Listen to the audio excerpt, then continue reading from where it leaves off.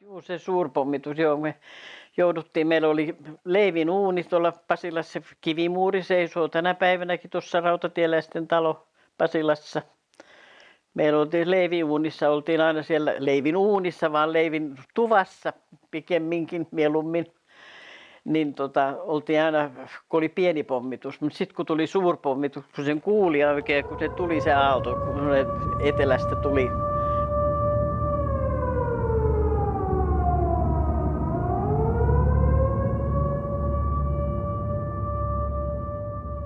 Ne kyseli multa sitä, että mitä mieltä mä oon, että kun sitä oli niin tapahtunut jo useampana vuonna. Sitähän oli ihan 40-luvun alusta lähetettiin sinne, että mitä mieltä mä olen, että mulla on paikka siellä. Että mulla on niin kuin valmiina paikka. Niin kyllä mä olin heti valmis.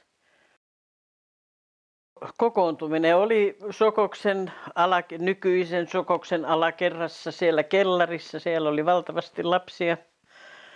Ja siellä jaettiin sitten lappu kaulaan, jossa oli nimet ja sitten jonossa mentiin junaan ja täytettiin sitä junaa ja mun isä oli rautateillä töissä. Hän pisti koppalakin päähän, hän oli työpisteen, se oli Helsingin asemalla, niin hän tuli sinne. Hän oli niitä ainoita virkamiehiä, jotka pääsivät sinne laiturille, vanhemmat ei päässyt sinne laiturille enää hyvästelemään, ne oli jätetty hyväiset siellä Sokoksen alakerrassa. Siitä lähdettiin sitten eteenpäin kohti pohjoista. Ja pysähdys tuli muun muassa Tampereen kohdalla, jolloin meidän lapset kaikki ajettiin metsään, koska venäläiset koneet oli yllä ja ne pommitti siinä sitten Rautatietä ja Tamperetta pommitettiin aikansa. Ja sitten kun se meni hälytys ohi, niin sitten palattiin junaan ja jatkettiin matkaa. Ja se oli aika pitkä se reissaaminen sinne matkalle.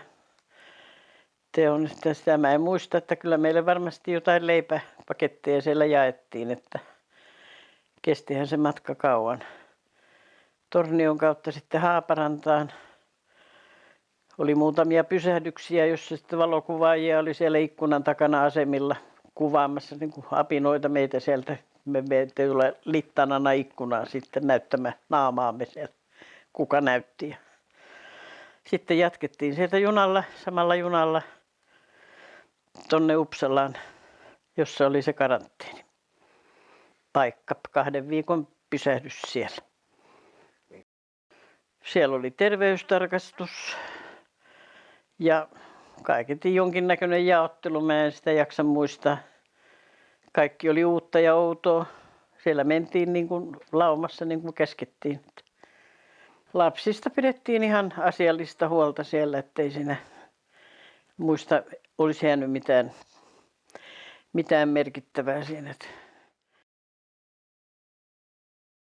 No se ensimmäinen yö oli sitten semmoinen, kun mä aamulla heräsin semmoisessa vedettävässä sohvalaatikossa. Se oli mun ensimmäinen sänkyni. Niin mä hyvin iloisesti nousin siellä ja toivotin suomeksi huomenta. Niin se herätti niin kuin semmoista hilpeyttä. Silloin mä olin hirveän pettynyt. Vaan missä mä oon. Että semmoinen, se on jäänyt nähtävästi, se on jäänyt mieleen se. Mutta äkkiä sit selvisi.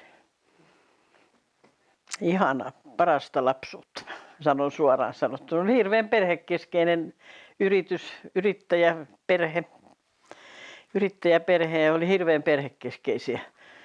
Että oli aina oli tämmöisiä tapaamisia ja illanviettoa, vaikka ne teki samaa työtä. Sepänpaja, smidesmästare, Ludwig Wahlgren oli tämä herra ja hänellä oli 2 poikaansa siinä, Kalle ja John, joiden perheiden kanssa mä ystävystyin tietenkin, kun oli aina siinä mukana kaikessa touhussa, että aivan ihana. Se, että mun luokalla oli norjalainen ja tanskalainen, venäläinen ja virolainen, joita kaikilla oli niin kuin kieliongelmia tavallaan tai toisella, että jotenkin siihen niin kuin mukautui aika nopeasti ja kyllä se kieli alkoi siitä pikkuhiljaa Mutta nämä lähilapset saatto, että mitä sä täällä teet, mene kotiin. Ei sen kummempaa, mutta itkun aihe siitä tuli hyvin semmoinen itsesäälin itku.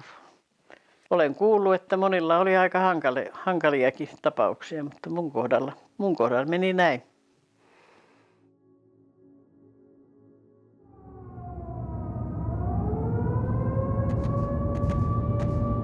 Raskaat koneet tuli, yleensä sieltä tuli aina ensiksi semmoinen tiedustelukone. Ja sitten tuli nämä päälle, niin sitten lähdettiin pomppimaan sen ratapihan yli, joka oli pimeänä. Siinä tapahtui aina semmoisia, että sinne jäi ihmisiä ikävä kyllä vetureiden alle, koska nekin tavarajunatkin yritti liikkua pois siitä.